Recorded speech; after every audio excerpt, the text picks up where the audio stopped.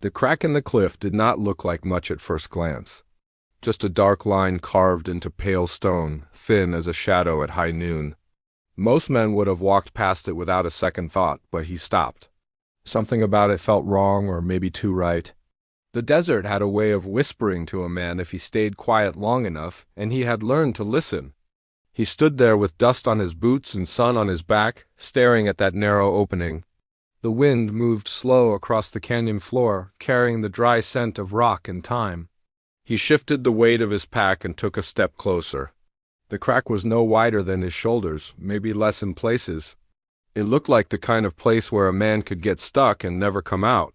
He should have kept walking. He had come out west, chasing something he could not name. Gold, maybe, freedom, maybe, or just distance from the life he left behind. Out here, a man could lose himself easy. The land was too big, too quiet, too honest. It did not care who you were before. It only cared how long you could last. He ran a hand along the stone.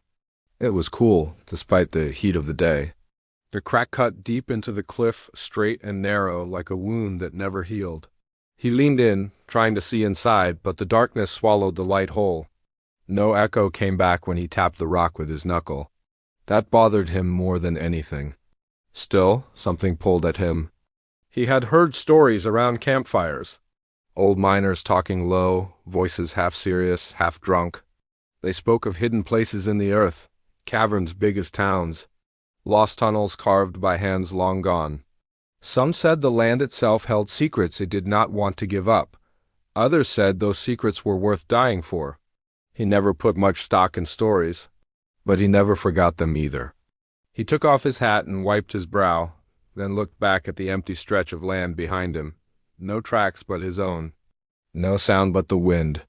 If he turned around now, no one would ever know he had been here. He set his jaw and slipped his hat back on. The first step into the crack felt like crossing a line. The light dimmed fast. The walls pressed close, rough stones scraping against his sleeves. He turned sideways to fit, inching forward, one careful step at a time. His pack caught on the rock and he had to twist to free it. Already the air felt different, cooler, still. He told himself he would go in just a few feet, just enough to see if it opened up, but the crack kept going. 10 feet in, the light from outside had thinned to a pale strip behind him. The space grew tighter in places, forcing him to exhale and squeeze through. His heartbeat sounded loud in his ears. He paused, thinking about turning back. There was still time. Then a faint sound reached him. It was not the wind, it was softer, like a breath moving through a hollow place. He held still, listening. There it was again, a low, steady whisper coming from deeper inside. Curiosity can be a dangerous thing. It pushed him forward. 20 feet in, he had to drop to one knee to get through a narrow bend. The rock pressed against his chest and back at the same time. For a moment, he could not move. Panic rose quick and sharp, tightening his throat. He forced himself to stay calm, inching forward until the space widened just enough to breathe again. He did not look back anymore. 30 feet in, the ground began to slope downward. The darkness ahead grew thicker, like it had weight. He reached into his pack and pulled out a small lantern, striking a match with steady hands. The flame flickered, then caught. A warm glow pushed back the black just enough to show the path ahead. The walls changed as he went. The rough stone smoothed out in places, almost polished. Strange marks ran along the surface, faint lines that did not look natural. He traced one with his fingers, feeling a chill run through him. No one should have been out here carving stone. 40 feet in, the crack opened without warning. One step, he was squeezing through a narrow passage. The next, the ground dropped away into something vast. He froze at the edge, lantern held out in front of him. The light stretched into the darkness, revealing shapes that made no sense at first. Tall forms rose up from the ground, spaced apart like pillars. The ceiling arched high above, far beyond the reach of the lantern's glow. It was not a cave, it was something else. The air felt heavy, almost alive, carrying a faint echo that returned his breathing back to him from every direction. He took a cautious step forward, boots touching smooth stone that did not belong in a place like this. The pillars came into clearer view, their surfaces carved with patterns worn by time. A cathedral, buried inside the earth. He stood there, alone in the quiet, trying to understand what he was seeing. Who built this? Why it was hidden? How long it had been waiting? Then the lantern flame flickered hard. A cold draft moved through the space, sudden and sharp. The echo shifted. It changed, just enough to make his skin crawl. He was not alone down there. And something in the darkness had just taken notice of him. He did not move at first. The lantern trembled slightly in his hand, though he tried to steady it. That cold draft slipped past him again, brushing along his neck like a warning. The echo in the chamber did not sound the same anymore. It carried a second rhythm now, faint but real, like something shifting far off in the dark. He took a slow breath and forced himself to think straight. This place had been here long before him. Maybe long before any man set foot in this land. The pillars were too clean in their shape, too deliberate. Even the floor beneath his boots felt worn smooth, as if something had passed over it many times. Not once or twice, but enough to leave its mark. He raised the lantern higher, trying to catch more of the ceiling. The light stretched upward but never quite reached the top. Shadows clung to everything beyond a certain height. It made the space feel bigger than it should have been, like it did not want to be measured. He took another careful step forward. The sound of his boots scraped across the stone, and it carried far. Too far. It came back to him in layers, bouncing off unseen walls. Each echo seemed just a little slower than the last, like the chamber was holding on to the sound before letting it go. He stopped again, listening. There it was. That same faint movement from deeper inside, not loud, not clear, but steady enough to notice if a man paid attention. It was not the kind of sound the wind made. It had weight to it, intention. He swallowed and pushed the thought aside. This could be an old place, a forgotten one. Maybe miners found it years back and never spoke of it. Maybe they had their reasons. Men out here did not always share what they found, especially if it promised wealth or trouble.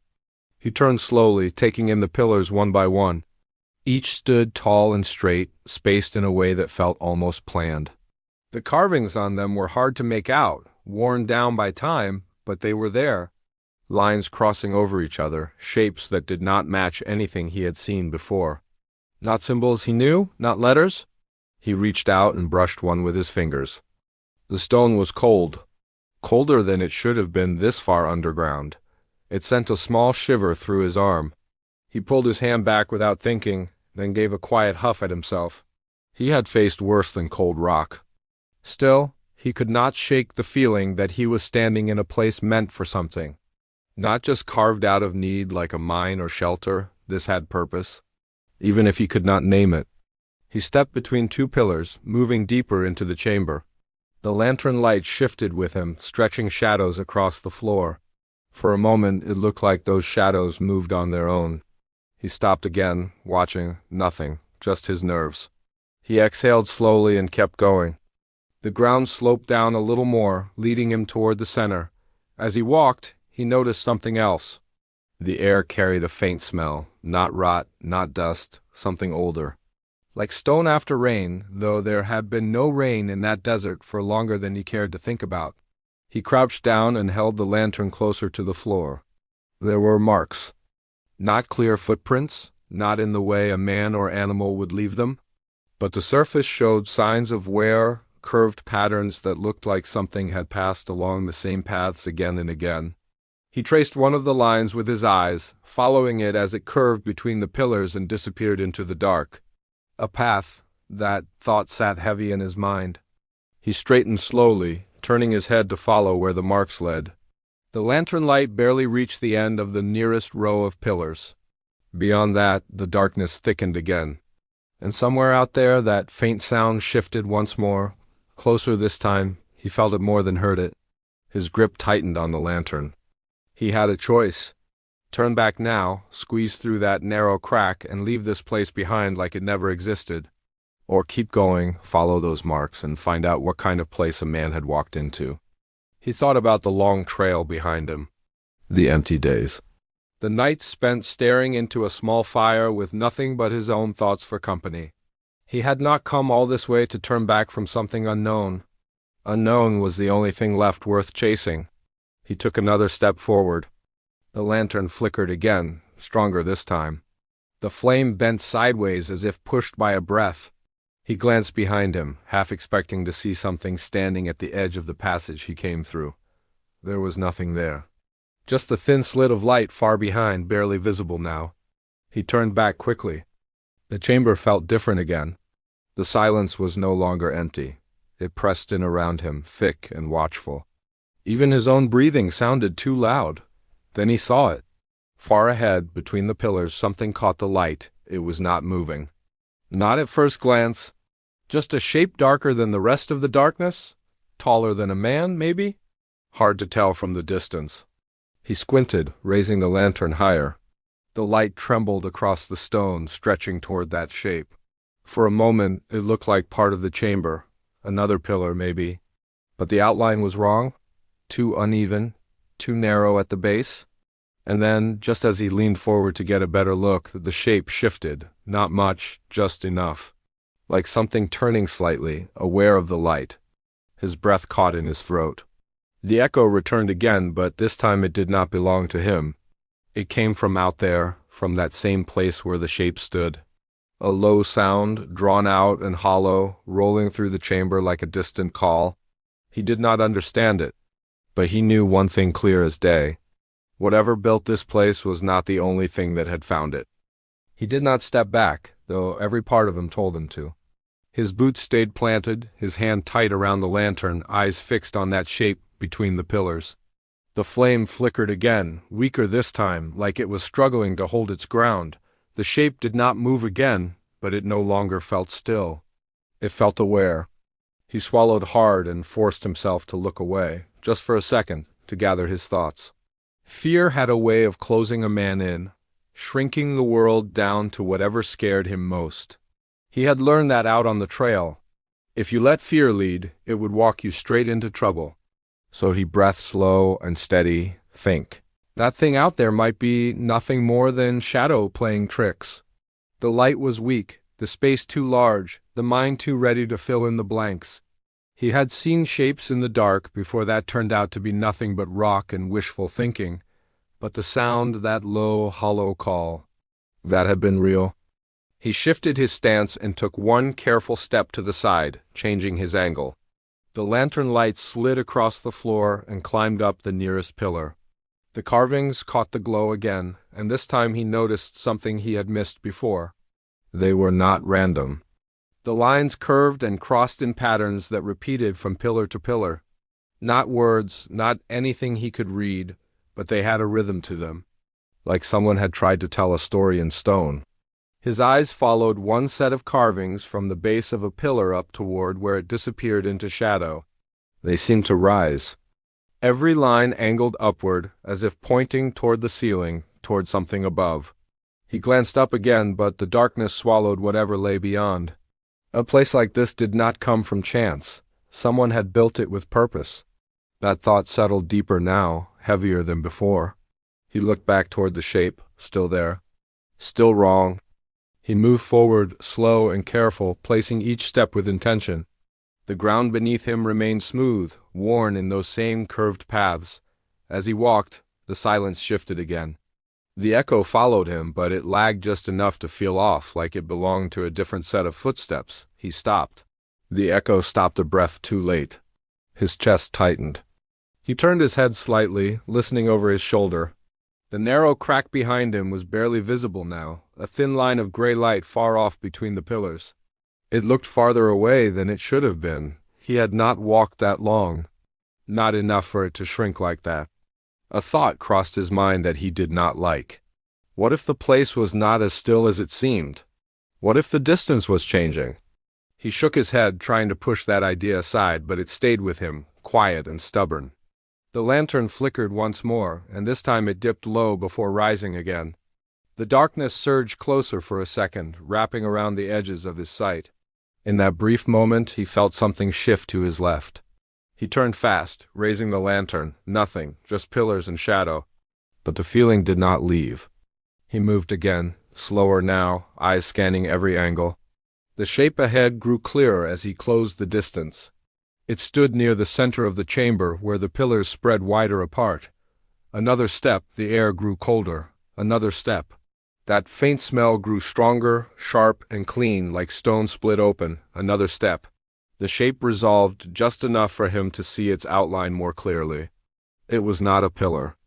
It stood too narrow, too uneven, its surface not smooth like the others. It looked almost layered, as if built up over time instead of carved all at once. The top of it bent slightly, not straight like the pillars, but curved. He stopped again, heart beating harder now. This was no natural formation. He shifted the lantern to his other hand, flexing his fingers. A memory rose up from somewhere he had not thought about in years. An old man by a fire, voice low, talking about places beneath the ground where the earth itself changed. Places where sound did not travel right, where distance could fool a man, where things that went in did not always come back the same. He had laughed it off back then. He was not laughing now. A faint scraping sound came from behind him. He turned quick, lantern swinging. This time he saw it, not clear, not fully, but something moved between the pillars near the edge of the chamber. A shadow that did not match the others. It slipped behind stone and vanished before the light could catch it fully. His breath came faster. So it was not just one, the shape ahead, the movement behind. Two, at least, maybe more. The chamber felt tighter now despite its size, like the space between the pillars had narrowed without him noticing. He took a step back without thinking, then stopped himself. Backing up blind in a place like this was a mistake. He forced himself to stand his ground. The carvings on the nearest pillar caught his eye again. This time, something about them stood out clearer. Some of the lines were deeper than others, cut with more force. They did not rise like the rest, they circled. He leaned closer, holding the lantern steady. Those deeper marks formed rough rings, stacked one above the other, like something had been wrapped around the pillar again and again. Not decoration. Not exactly. Containment. The word came to him without warning. His gaze snapped back toward the center. The shape ahead. It stood inside a space where the pillars formed a loose circle. The floor there looked different too, darker, worn in a wider pattern. Like something had been kept there, moving around that same spot for a long time. Another low sound rolled through the chamber, closer now, not from ahead, from somewhere off to the side. He turned slowly, lantern raised, trying to catch whatever moved in the dark. The light stretched, shadows jumping from pillar to pillar.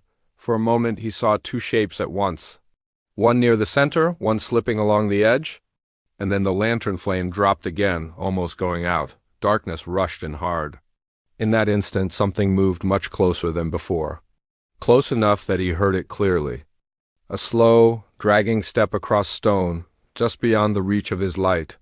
Right behind him. He did not turn right away. Every instinct screamed at him to spin around, to throw the lantern light into whatever stood behind him. But something deeper, something quieter, held him still for a single breath longer. Sometimes a man survived not by acting fast, but by choosing the right moment. The sound came again, slow, dragging, close enough now that he could feel it through the solace of his boots. A faint scrape that carried through the stone itself, then he turned.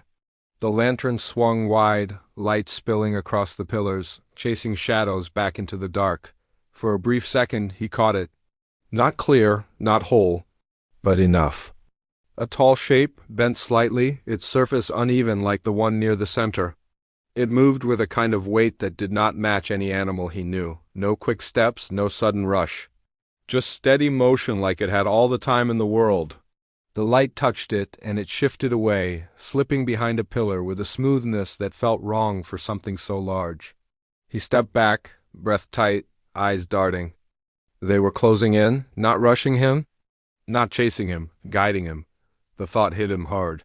He glanced toward the center again, toward that circular space between the pillars. The shape there had not moved far, but it felt closer now. Not in distance, but in presence, like it was waiting. His mind raced. The carvings, the rings cut into the stone, the worn path circling that space. This place had been made for something. And something had stayed? He took another slow step back, trying to angle himself away from the center, toward the direction of the narrow crack he came through. But the chamber did not feel the same anymore. The rows of pillars seemed shifted, just enough to confuse the path. He could not see the exit. The lantern flickered again, lower than before. The flame danced weakly, as if the air itself was pressing against it. "Easy," he muttered under his breath. Though his voice sounded strange in the space, stretched and returned to him in a softer tone, he forced himself to focus. Panic would trap him faster than any of those things. He turned slowly, scanning the ground. Those curved wear marks were still there, faint but steady. They formed paths between the pillars, leading around the center and outward. If something had moved here before, it had left a trail. And trails could be followed both ways. He lowered the lantern closer to the ground and picked a line that seemed less worn than the others. If the center had been a place of circling, then the lighter paths might lead away. Another sound rose, this time from ahead, not behind. Not from the center, ahead, a third direction. His grip tightened. There were more of them than he first thought. The realization settled heavy, but along with it came something else. They were not rushing him, not striking. Just moving, shifting, staying out of full view, watching. He took a careful step along the faint path, keeping the lantern low. The shadows stretched long and thin, sliding across the floor like dark water. Every movement of the flame changed the shapes around him, making it hard to tell what was real and what was not. A soft echo followed his step, then another. He froze. That second echo did not match his movement. He lifted the lantern slightly. Between two pillars to his right, something passed through the edge of the light. A narrow shape, quick this time, slipping across the gap before vanishing again. Different from the others, smaller, faster, a cold feeling settled in his chest. They were not all the same. He moved again, a little quicker now, following the path. The ground sloped gently upward, and he took that as a good sign. Higher ground meant closer to the surface. Closer to air that did not feel like it was watching him. The lantern dimmed again, and he adjusted the wick, coaxing the flame higher. For a moment, it brightened, pushing the dark back just enough to show more of the chamber. And then he saw it. Far ahead, between a break in the pillars, a thin line of pale light. Faint, weak, but real. The crack. His chest lifted with a small surge of relief. There was a way out. But the moment did not last long. A low sound rolled through the chamber again, deeper this time. It came from the center, from that circular space. The shape there shifted fully now, no longer hiding its movement. It turned, slow and deliberate, as if facing him directly. The other shapes responded. He heard them more clearly now. Movement from different sides, each one adjusting, closing the open paths without rushing, hurting him. Toward the center. His jaw tightened. "No," he said quietly. He angled his body toward the faint light and took a step off the worn path, cutting across the stone between pillars. The air grew colder instantly, and the lantern flame bent hard, nearly going out. The chamber reacted. That was the only way he could make sense of it. The moment he stepped away from the paths, the sounds sharpened, movement quickened. Shadows shifted faster, no longer slow and distant. He was breaking whatever order this place held, another step. The light ahead grew slightly clearer, but so did the movement around him. One shape passed close enough now that he heard more than just its steps. A low, hollow vibration like air moving through a deep space carried with it. Not a voice, but something close. He pushed forward. The pillars seemed tighter now, closer together. He had to turn sideways again in places, squeezing through gaps that felt narrower than before. The lantern scraped lightly against stone, sending sparks of light into the dark. Behind him, the sounds followed. Not fast, never fast, just certain. He reached a wider space between two pillars and lifted the lantern high. The crack was there, not far now. A narrow slit of daylight cutting through the stone, freedom. But something stood between him and that opening. Not fully in the light. Not fully hidden, the shape near the center had moved. It was closer now, positioned along his path, blocking the straight line to the exit. Its form shifted slowly, as if adjusting to him, learning his direction. The others held their places in the shadows. The air grew still. The lantern flame steadied for a brief moment, casting a clear glow across the stone. He stood there, breathing hard, eyes locked on the narrow opening beyond that shape. Then he took one step forward anyway. He stepped forward, slow and steady, even as his hands tightened around the lantern. The shape ahead did not rush him. It shifted, just enough to stay in his path, tall and silent like a gate that had no intention of opening. For a moment he thought about turning and running another way, but there was no other way. The chamber had made that clear. Every path curved back to the center, every shadow pressed him toward this one place. So he kept moving. The lantern light touched the shape again, stronger now. It did not vanish this time. It held its ground, and in that light he began to see it more clearly. It was not flesh, not in the way he understood it. Its surface looked like stone, but not carved. More like it had grown that way, layer by layer, rough and uneven. The top bent forward slightly, and the lower half widened like it was rooted to the ground itself, a pillar that had learned to move. He stopped a few steps away, his breath steady but deep. The air between them felt thick, like a space filled with something unseen. The lantern flame burned straight now, no flicker, no sway, as if the chamber itself had gone still. The shape made that low sound again. Not loud, but full, rolling through the space and settling into his chest. It was not a threat, not in the way a growl might be. It felt more like a question. He did not know how he understood that, but he did. Behind him, the others had gone quiet. No more movement. No more shifting shadows. Just presence, waiting. He glanced past the shape, toward the narrow crack of daylight. It was still there, still real.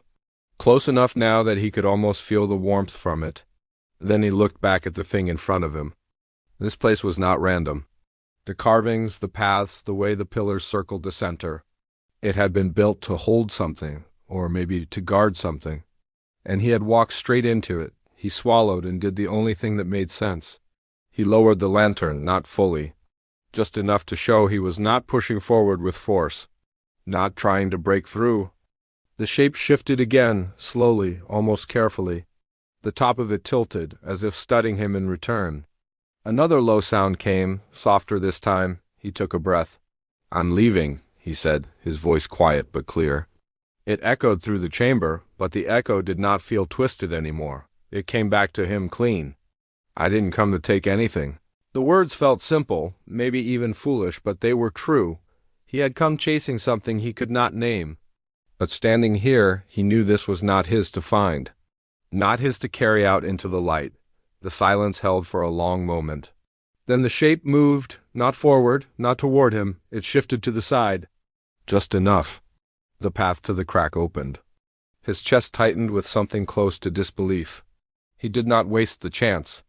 Step by step, he moved forward, keeping his eyes on the shape as he passed. It did not follow. It did not reach. It only watched, still and quiet, like it had returned to being part of the place itself. As he crossed that unseen line, the air changed again. The cold lifted slightly, and the lantern flame flickered back to life, dancing brighter than before. He kept walking. The crack in the rock grew larger with each step, the pale daylight cutting deeper into the darkness. The narrow passage waited, just as tight as before, but now it looked different, not like a trap. Like a way out. He slipped into it, turning sideways, feeling the rough stone press against his shoulders again. The lantern scraped lightly along the wall, and for a moment he thought he heard movement behind him, but when he paused and listened, there was nothing. No scraping, no hollow sound. Just silence. He moved faster now, pushing through the narrow space, drawn by the light ahead. It grew brighter with every inch, warming his face, filling his eyes until he had to squint. And then he was out. The desert opened around him, wide and endless, the sun hanging high in the sky like it had never moved. The wind carried across the rocks, warm and dry, brushing away the chill that had settled deep in his bones. He stepped away from the cliff and turned back. The crack was there, thin, dark, quiet, just a line in the stone again. No sign of what lay inside. He stood there for a long moment, catching his breath, letting the open air settle his thoughts. Part of him wondered if he had imagined it all. If the heat and the silence had played tricks on him, but his hands still felt the cold of that stone. And somewhere deep in his chest, that low sound still echoed faintly, like a memory that refused to fade. He adjusted his pack and looked out across the land. There were still miles to go, still questions he would never fully answer. Who built that hidden cathedral? Why it was buried beneath the earth? What those shapes truly were, he did not know. Maybe he never would. But one thing stayed clear. Some places are not meant to be claimed, not meant to be taken apart and carried into the world outside.